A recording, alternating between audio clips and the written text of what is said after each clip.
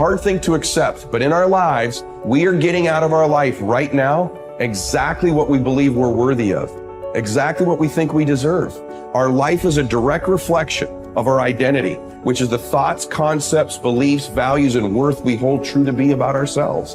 And so as hard as it is to accept, we're getting out of life right now what we believe we're worth.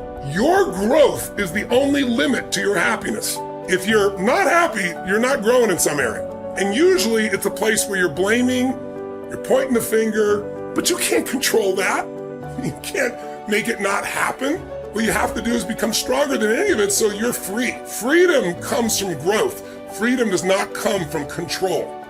Then you would have to ask yourself, who do I want to be when I open my eyes? Now, the act of answering that question is going to turn on your frontal lobe, and the frontal lobe has connections to all other parts of the brain. And it's interested in answering that question because it is the creative center. So as it begins to scan the landscape of the brain, it can only gather information from things you've intellectually learned or things you've experienced in your life. And it begins to associate those different memories with the question. And when you get enough networks of neurons firing in your brain, you see an image or a picture. That's intention. And then as you begin to live and rehearse who you're going to be, you begin to do that exact same thing. You begin to install neurological hardware in your brain.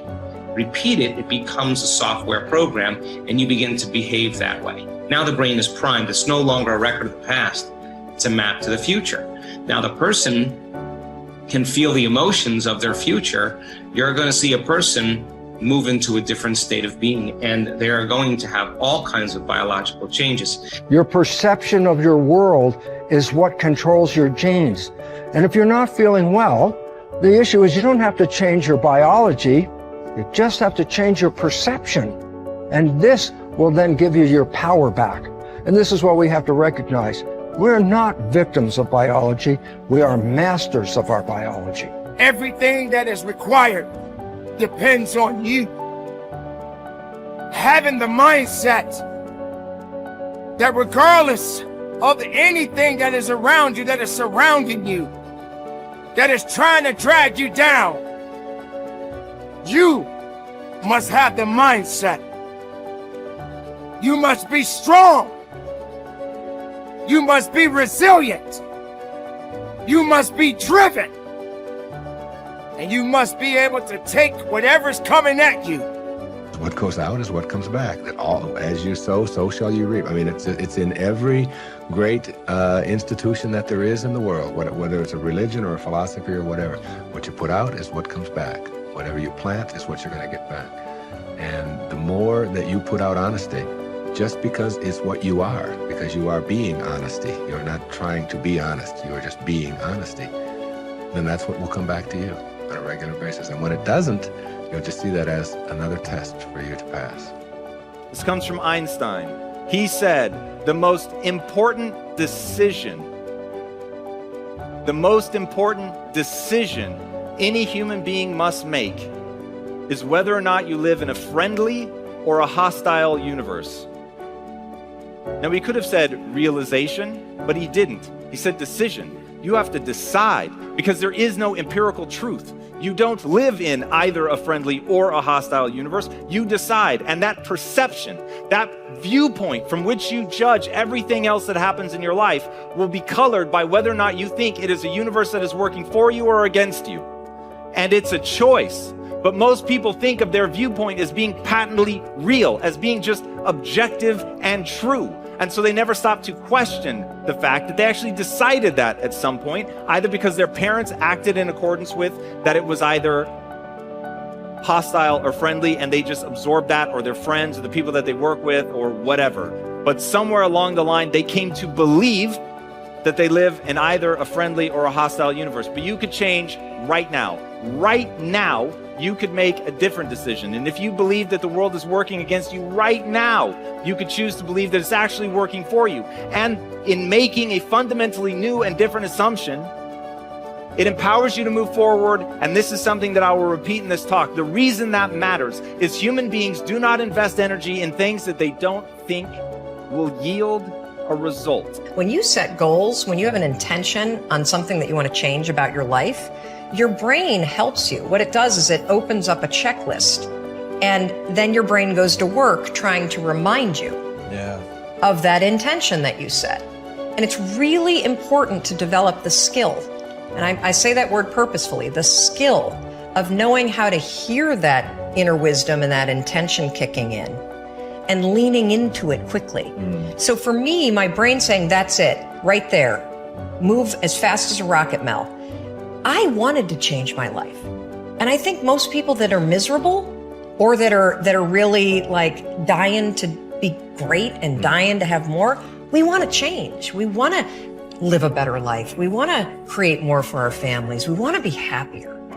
The desire is there. Again, it's about how do you go from knowledge to action. So the first thing in this story that's important is realizing that the answer was in me. And my mind was telling me, pay attention. Could have also been the bourbon. I had a couple of Manhattans that night. But anyway, the next morning, the alarm goes off, and I pretended NASA was there. It's the stupidest story. I literally went 5, 4, 3, 2, 1. I counted out loud, and then I stood up. And I'll never forget standing there in my bedroom. It was dark. It was cold. It was winter in Boston. And for the first time in 3 months, I had beaten my habit of hitting the snooze button.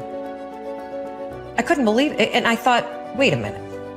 Counting backwards? That is the dumbest thing I've ever heard in my entire life. Well, the next morning I used it again and it worked. The next morning I used it again and it worked. The next morning I used it again and it worked. And then I started to notice something really interesting. There were moments all day long,